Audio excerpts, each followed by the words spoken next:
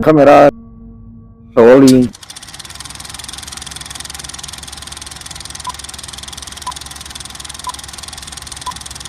Action.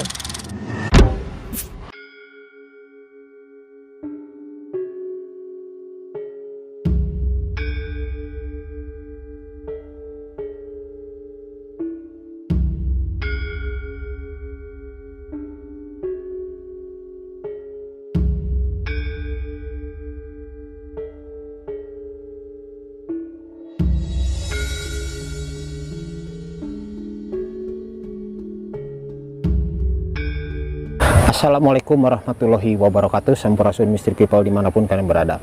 Ketemu lagi di Kang Ludi Channel. Dan hari ini saya sedang berada di salah satu objek wisata yang gak jauh dari tempat saya, teman-teman, yaitu objek wisata Batu Kuda. Objek wisata Batu Kuda ini berada di bawah kaki Gunung Manglayang. Dan hari ini saya mau berbagi cerita lah gitu ya sama teman-teman, cerita tipis-tipis sambil saya mau jalan-jalan juga sama keluarga saya di sini. Nah, cerita tipis-tipis ini nanti akan diceritakan sama istri saya mengenai pengalaman-pengalaman mistisnya, teman-teman. Jadi simak videonya sampai selesai, dan bagi kalian yang belum like silahkan di like dulu dan subscribe channel ini sekarang juga. Dan jangan lupa juga untuk mengaktifkan notifikasi loncengnya supaya tidak ketinggalan video-video terbaru dari channel ini. Jangan kemana-mana, ikutin terus videonya sampai selesai, dan jangan lupa di subscribe.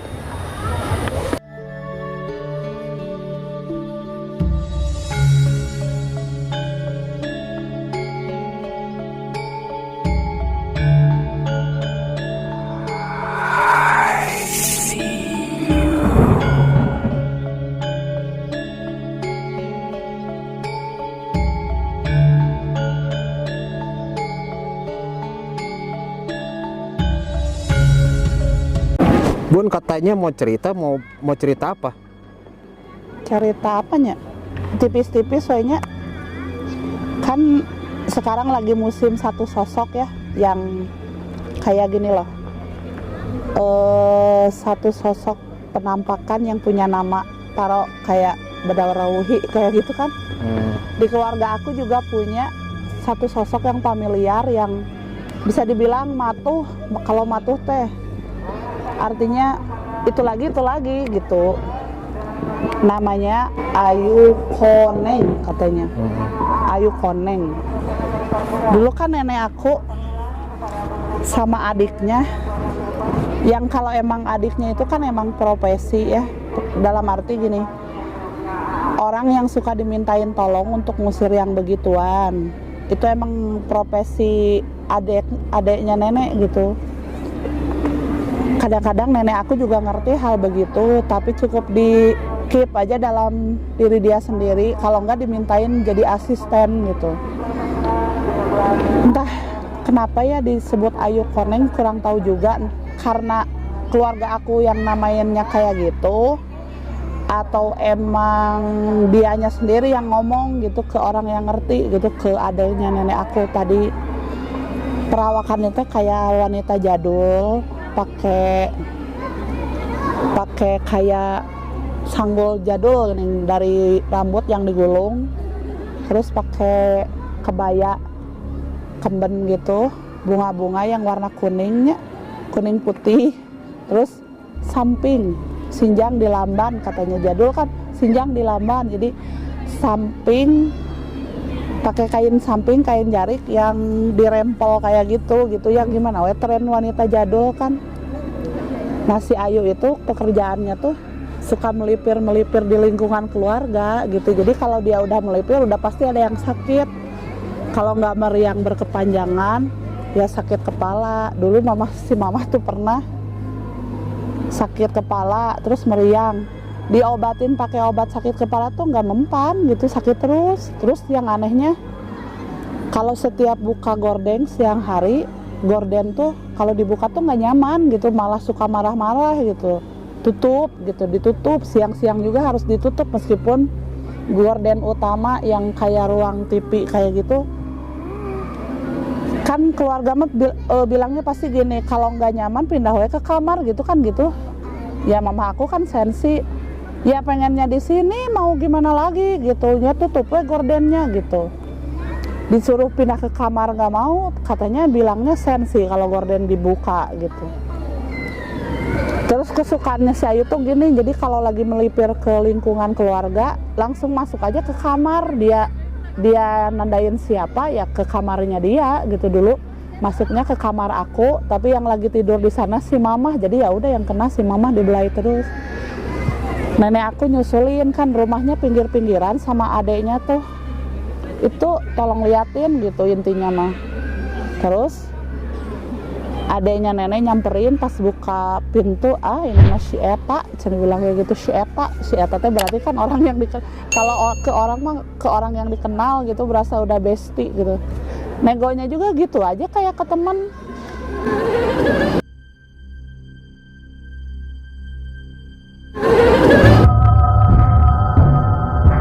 Mau ngapain kesini? Dijawab, ulin we, ya main we, nganjang cena gitu, nganjang apa sih nganjang teh? Berkunjung. Kalau berkunjung nah nyian batur gering, kenapa bikin orang sakit? Nya we atuh. Jadi posisinya sakit kepala itu karena dia lagi ngebelai orang yang menurut dia sayang, kemanapun diikutin dibelai dari belakang gitu. Mau lagi duduk, mau lagi berdiri, mau lagi jalan kesana kemari pasti gitu. Megang rambutnya gitu. Dulu kan si mama nggak berkerudung, belum berkerudung. Waktu aku kecil itu teh, si sosok itu teh emang ada gitu. Jadi karena berhubung beliaunya udah pulang ke rahmatullah, jadi nggak tahu lagi dia tuh masih suka berkunjung atau memang udah nggak ada dari sejak itu karena diusir gitu. Setahu Bunda itu datangnya memang setiap waktu atau ada waktu tertentu? Semaunya dia aja, cuma pas begitu datang nanti ada ditandai dengan ciri khasnya, aroma-aroma wangian kayak bunga gitu, gimana sih? Kayak melati, kayak bunga ros gitu. Ada harum-harumnya gitu.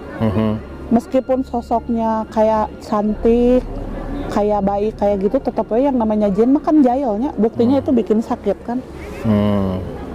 Terus itu waktu itu setahu Bunda memang dia itu diusirnya tuh dengan cara apa? Apa ya? Kurang tahu sih. Kalau pada waktu kejadian mamah mah kasusnya ngobrol aja kayak sama bestie gitu, jangan kayak gitu bla bla bla bla gitu, diusir biasa aja. Gak ada permintaan juga yang khusus. Cuman dari sejak itu nggak tahu tah, masih pulang anting, pulang pergi gitu, melipir ke rumah atau enggaknya. Cuman yang kenal tuh sampai bapak aja. Kalau aku mah nggak, amit-amit nggak mau kenal gitu. Emang itu wajahnya kayak apa sih? Normal kayak manusia biasa, nggak ada kayak rupa yang apa ya? Rupa yang buruk tuh nggak ada, jadi normal kayak wanita desa aja di zaman dulu gimana. Cuman bawa sakit, tapi kalau yang dipegang tidak pernah sekalipun menampakkan wajah yang mengerikan gitu. Jadi menurut keterangan wajah yang enak beliau lah gitu ya, wajahnya. Ya meski gitu kan tetap aja buat sakit.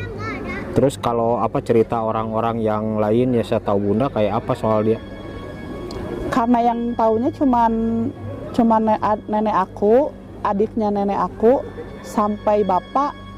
Nah kalau kalau anaknya adiknya nenek tuh nggak tahu mengetahui juga atau enggak gitu. Pokoknya mah karena kejadiannya seringnya di rumah aku, tapi adiknya nenek tuh tahu karena dia kan profesinya emang gitu. Jadi nenek aku cerita ke adiknya begini begitu. Jadi kenalnya sampai bapak aja, nggak sampai ke aku mah nggak mau pisan atau kenal aja gitu. Ya apa jangan sampailah kenal yang sampai amit-amit gitu.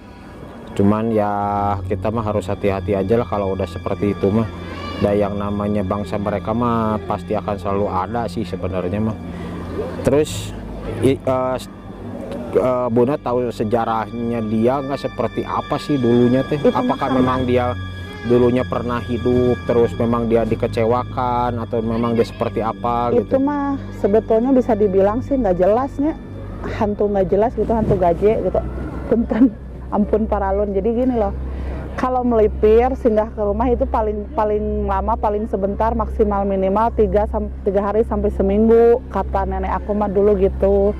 Udah selepas dari 3 hari seminggu mah ya udah dia ngelayap aja lagi kemana, nggak tahu kejelasannya sosoknya tuh seperti apa, pernah gimana, hanya tahu namanya aja. Itu pun nenek aku nggak nyeritain itu teh dikasih nama sama beliau atau memang si Ayunya sendiri yang nyebutin gitu. Suka ini nggak, suka apa kalau dia datang itu apa nyuguhin sesuatu atau apa gitu? Enggak.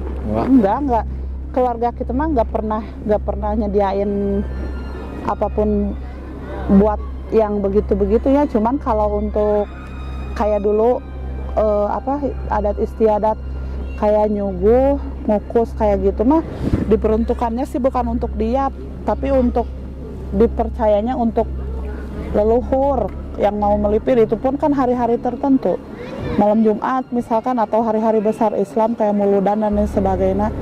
Tapi begitu nenek aku masih sehat sebelum sakit juga kebiasaan itu udah ditinggalin, udah jauh-jauh lama gitu. Jadi memang tradisinya udah mulai hilang lah sekarang mah ya. Terus itu kalau dia tuh kalau muncul suka minta sesuatu nggak? Enggak, jadi kalau muncul tuh ikut di rumah aja hilir mudik gitu, serasa itu ke rumah dia gitu. Kayak misalkan kalau duduk dari ruang tamu ikut duduk ya duduk, merhatiin. Ada jelas gitu, kelihatan. Kalau orang yang bisa ngelihat ngomongnya kayak gitu, kalau aku mah kan belum pernah lihat. Ya. Dulu kan meren sensitif enggak ya? Cuman nyesek aneh hawana gitu kan. Kayak pakai AC dalam rumah dulu mah kan nggak ada AC. Nah terus apa berarti sosok itu memang ya ada tandanya lah, apa istilahnya makhluk yang nggak jelas gitu tapi istilahnya sekali ada bikin susah orang gitu ya, gemar melipir ke rumah orang lain gitu loh. Tapi di lingkungan keluarga aku aja, ke rumah aku atau ke rumah saudara aku lain atau gimana gitu. Kalau sepengetahuan Buna ada nggak yang apa orang-orang lain tuh yang juga pernah lihat sosok dia atau pernah ngerasain akibatnya gimana gitu? Kurang tahu juga sih, soalnya udah kebanyakan dia mainnya di lingkungan rumah aku sih. Iya. Terus apa lagi yang mau diceritain? Oh iya, nenek aku mah dulu jeung si bapak ya, sama si bapak santuy loh. Kalau ada miskun di depan rumah si mama kan ada yang pohon itu, tahu yang pohon jambunya, pohon jambu yang besar di depan rumah. Legend. Terus pohon jambu tapi kayak caringin yang gede banget. Jadi pohon jambu itu tuh udah ada sejak si bapak remajanya. Sekarang aku aja udah berapa tahun? 38. 38-nya mau 38. Berarti kan udah tua banget ya. Usianya lebih tua dari aku. Nah, ada sosok familiar lagi satu. Kan kalau malam-malam suka ada bunyi kayak lagi nyapu pakai sapu lidinya. Menurut mitos kan kalau ada yang kayak pakai sapu lidi kayak gitu teh, di cerita misteri lain mah emang si miskun lagi hilir mudik aja rambutnya menjuntai ke bawah, jadi kayak yang nyapu gitu ya, padahal itu kan suara rambut gitu. Entah walau alam bisawab ya, pokoknya kayak suara sapu lidi gitu. Nenek aku tuh suka santuy kayak gini loh. Gus, kata nenek aku ke si bapak, Agus maksudnya Gus, si Eta datang deui katanya. Dia datang lagi. Saya blok pakai cai panas sama apa? Pakai sapu lidi teh dipecut lah di apa sih ay? Di kepret-kepret gitu ya. Iya, kayak dipukul-pukul gitu. Orang zaman dulu tuh kok bisa santuy kayak gitu ya. Kalau orang sekarang mah udah pingsan merenya. Orang zaman dulu kalau ada hantu tuh disamperin, diusir. Bukannya begitu ada yang nyamperin langsung lari. Kalau nenek aku mah santuy. Sama si bapak suruh disiram pakai air panas, terus dipukul-pukul pakai sapu lidi buat musir katanya gitu. Ya itu paling. Terus masih si miskun Kali ini mah nggak hilir mudik jalan-jalan lagi, yang komplain dari orang yang lewat ke rumah, yang pulang shift siang itu kan sekitar jam 11-12 malam ya. Kerja, orang-orang pada kerja shift siang, pulang 11-12 malam. Mereka tuh komplain katanya gini, bagus itu di pohon jambu sok aya we anu duduk ucang angge ai bade ngaliwat teh, kalau mereka mau lewat putar balik kejauhan ke rumah ya. Kalau mau terus takut diapa-apain gitu kan ya, takut entah itu diludahin atau gimana kan serem gitu ya, takut ada efeknya. Orang mah kan nganggapnya kayak gitu ya, takut diapa-apain, takut diludahin atau gimana gitu. Jadi pas begitu ngelewat di atasnya pohon jambu itu kan di bawahnya jalan ya, jalan kaki warga. Pohon di rumah si mamah itu, si dahan yang menghadap ke barat, ke jalan, ada yang dudukin ya si miskun itu. Awalnya masih sekali dua kali sama si bapak diabaikan. Kata si bapak cuma bilang gini ke yang komplain, ya lari aja weh gitu, lari aja dan mau nanaon gitu, gak akan apa-apa. Terus karena semakin banyak yang sering yang komplain dan orangnya itu aja mungkin ya, terus ada nambah lagi orangnya mungkin kejadiannya sama gitu. Jadi si bapak konsultasi aja ke nenek aku, terus nenek aku juga minta tolong ke adeknya lagi. Terus adeknya nenek aku bilang gini, kayak pegang satu paku, terus udah didoain katanya. Paku udah didoain, disuruh untuk ditancepin di pohon jambu itu, di bawahnya, di dahan yang deket tanah di bawah gitu. Insya Allah nggak akan ada. Terus dahan yang bekas didudukinnya potong aja pakai gergaji. Jadi kan sekarang mah nggak ada dahan yang menjulang ke dekat jalannya, ke jalan, udah jadi buntung gitu. Nah itu tuh sejarahnya begitu. Kenapa si pohon jambu itu tidak ada yang menghadap barat? Nah itu semuanya menghadap selatan atau utara. Ya, dan memang kondisinya zaman dulu mah tidak nggak seperti sekarang. Dulu mah banyak kebun-kebun. Jadi ya kalau misalkan ada seperti itu ya memang habitat mereka lah sebenarnya gitu. Iya, dan bisaannya tuh gini loh, orang dulu mah kalau ada yang gitu tuh kenapa bisa santuy ya, nggak ada takut-takutnya, malah suruh disamperin, suruh di apa sih, disiram, dipukul pakai sapu lidi. Ya karena mereka istilahnya ya sama-sama makhluk Allah, dia tahu tugas masing-masing, tahu kelemahan masing-masing ya, jadi ya caranya diusir juga sesuai dengan syariat Islam gitu. Jadi nggak usah takut gitu sebenarnya mah gitu. Ada lagi yang mau diceritain? Ada satu lagi yang gaje, sama-sama gaje. Di rumah si mamah itu kan ada pohon suji ya, daun suji. Daun suji itu yang kayak pandan, daunnya panjang gitu. Suka dipakai untuk kayak bahan dasar cendol, hijaunya, warna hijaunya. Tukang cendol kan suka ngambilin. Nah kalau itu mah yang nungguin, itu juga udah ada dari sejak bapak kecil. Jadi dulu mah kan tinggi ya, terus dipotong jadi segini. Dulu mah kan tinggi banget. Ada yang nungguin juga, sosoknya tuh kayak mas-mas yang duluan, jangkung, tapi tingginya tuh lebih dari 2 meter lebih gitu.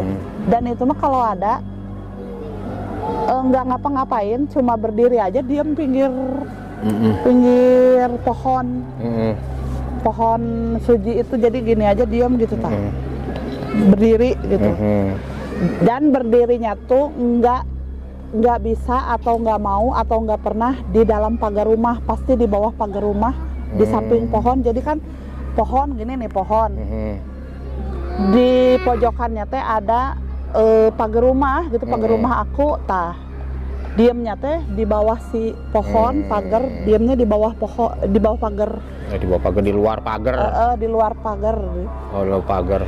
Terus itu. Jadi nggak pernah mau berdiri di area dalam pagar, tapi di luar pagar gitu. Terus kalau itu sekarang, mah aku pernah lihat. Sekarang apa masih ada? Atau pernah ada orang yang lihat nggak sampai sekarang? Kalau si Mas Genderewe ini mah nggak tahu ya, kalau orang lain nggak pernah ada yang komplain juga.